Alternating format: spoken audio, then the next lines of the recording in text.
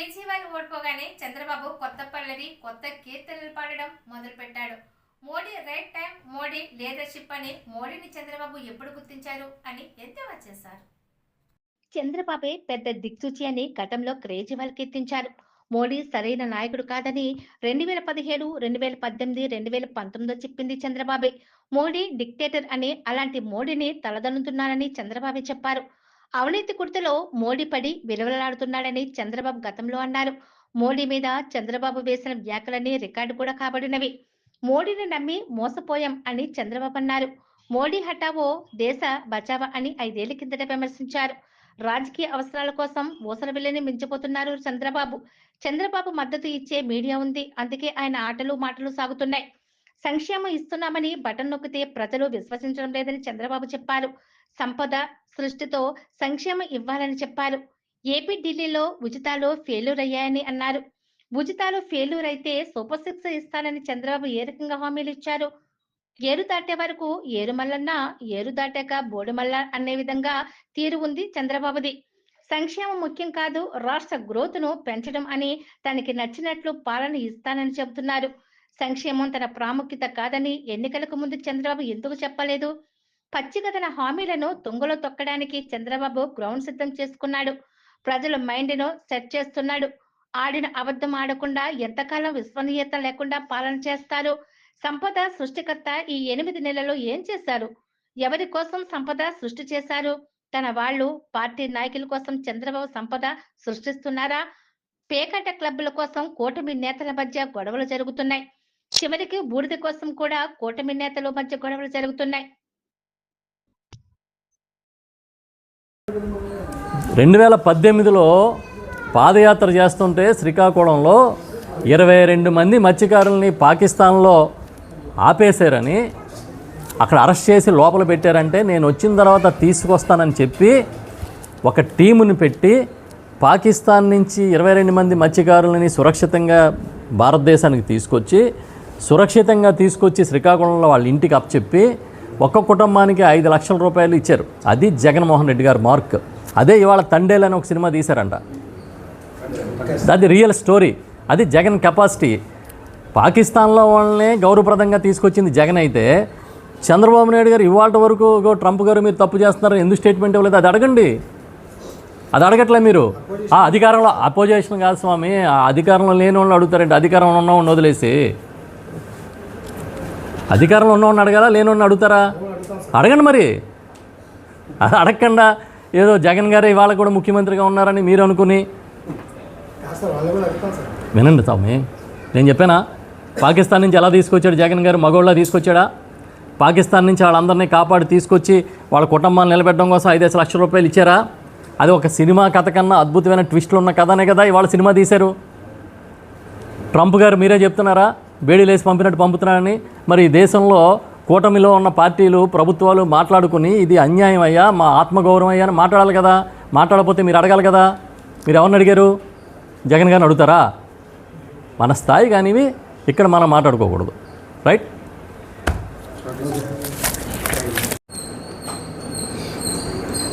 నాకు తెలిసి ఈ రాష్ట్రంలో మీరు చేస్తున్నది రెండు. ఒకటి, వైఎస్ఆర్ పార్టీ నాయకుల్ని కార్యకర్తల్ని మీకు నచ్చని వాళ్ళ మీద కేసులు పెట్టి పగ తీర్చుకోవడం. రెండోది, ఇచ్చిన హామీలు అమలు చేయకుండా చెప్పింది చేయకుండా దగా చేయడం. అందుకే ఒకటేమో చంద్రన్న పగ, రెండోది చంద్రన్న దగ. ఈ రెండు అమలు అవుతున్నాయి ఈ రాష్ట్రంలో. ఈ రెండే. చంద్రన్న పగ ఎవరి మీద? నీకు పడని వాళ్ళందరి మీద. చంద్రన్న దగ ఎవరికి? ప్రజలకి. ఇవి తప్ప ఇంకేం అమలు అవుతున్నాయి చెప్పండి పోనీ. మీరు సంపద సృష్టికర్త, మేము యాక్సెప్ట్ చేస్తాం. మీరు సృష్టించిన సంపద ఏంటో అనౌన్స్ చేయండి. ఒక పక్క అమిత్ షా గారు రాష్ట్రానికి వచ్చి 3 లక్షల కోట్ల రూపాయల మేరకు ఈ రాష్ట్రానికి సాయం చేశామని చెప్తున్నారు. 1,19,000 కోట్ల రూపాయలు అప్పులు తెచ్చామని చెప్పి మీ లెక్కలు చెప్తున్నాయి. మరి సుమారు 4,19,000 కోట్లు. పోనీ 4 లక్షల కోట్లు వేసుకోండి. ఏం చేశారు? ఎక్కడి నుంచి ఏం చేశారు? దేనికి ఖర్చు పెట్టారు? రాజనీతిజ్ఞత అంటే రాష్ట్రంలో పార్టీలకు అతీతంగా, రాజకీయాలకు అతీతంగా పరిపాలన చేయడం, మంచి చెడు నిక్కచ్చిగా చెప్పగలిగి ఉండడం. ఇవాళ అటు శ్రీకాకుళం మొదలుకొని ఇటు రాయలసీమలో అనంతపురం దాకా ఎంత దుర్మార్గంగా ఉంది. మళ్ళీ ఆయన చెప్తాడు 8 నెలల కాలంలో మొత్తం అరికట్టానని చెప్పలేను కానీ గంజాయిని అరికట్టా అని చెప్తున్నాడు. అదే డిప్యూటీ సీఎం గారు పిఠాపురం సభలో మా నియోజకవర్గంలో గంజాయి విపరీతంగా జరుగుతోంది, పోలీసులు విఫలమవుతున్నారని చెప్పారు. శాంతి భద్రతలు అద్భుతంగా ఉన్నాయని ప్రభుత్వం చెప్తోంది. శాంతి భద్రతలు ఫెయిల్ అయిపోయినాయని అదే ప్రభుత్వంలోని భాగస్వాములు చెప్తున్నారు.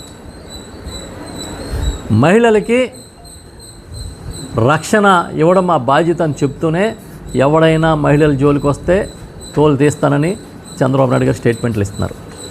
కానీ ఎక్కువ రోజులు అక్కలు ఎక్కువ కాదు, ఈ మధ్యకాలంలో జరిగినవి ఈ మహిళల మీద దాడులు, లేకపోతే ఈ కూటమి ప్రభుత్వం వచ్చిన తర్వాత వాళ్ళ పరిస్థితి ఏంటని చూస్తే ఏ స్థాయికి వచ్చిందంటే, ఈ జనవరి నుంచి నా దగ్గర చాలా సంఘటనలు ఉన్నాయి.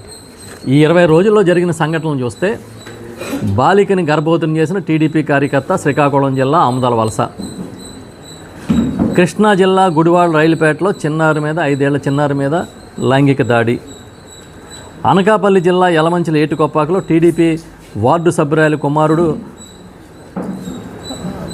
8వ తరగతి చదువుతున్నాడు, ఇంటి సమీపంలో ఆడుకున్న బాలిక మీద లైంగిక దాడి, బిస్కెట్ లాస్ చూపి 8 ఏళ్ల చిన్నారి మీద అఘాయిత్యం. ఇలా చదువుతూ ఉంటే ఇవన్నీ సంఘటనలే. అంతెందుకు, మీ ప్రభుత్వం వచ్చిన తర్వాత ఇవాళకి శవాల ఆచూకీ, మృతదేహాల ఆచూకీ లభ్యం కాని కేసులు ఎన్ని చెప్పండి మీరు. మహిళల మీద, చిన్నారుల మీద అత్యాచారాలు జరుగుతున్నాయి కదా. అరికట్టడానికి మీరు తీసుకున్న అతి గొప్ప చర్యలు ఏంటి చెప్పండి. జగన్మోహన్ రెడ్డి గారి మీద కోపంతో దిశ చట్టాన్ని తీసుకొస్తే ఆ చట్టం కేంద్రంలో పాస్ కాకపోయినా ఇక్కడ దాన్ని అమలు చేస్తూ ఉంటే ఆ స్ఫూర్తిని దిశ యాప్ తీసుకొచ్చి ఎవరైనా ఫోన్లో చిన్న మెసేజ్ ఇస్తే పోలీసులు సకాలంలో తక్షణమే అక్కడికి అటెండ్ అయ్యే విధానం తీసుకొస్తే ఎత్తిపడేశారు రాజకీయాల కోణంలో చూసి. మీరు ఏం చేస్తున్నారు? మిమ్మల్ని ఎవడో అడగకూడదు, అడిగితే కేసులు పెడతాం, విధ్వంసం సృష్టిస్తాం, సోషల్ మీడియాలో వెంటాడి వేధిస్తాం. ఇవాళ సోషల్ మీడియా గురించి ఆయన చెప్తా ఉన్నారు, సోషల్ మీడియాలో వేధింపుల గురించి. మీకు గుర్తుంటే ఎన్నికల ముందు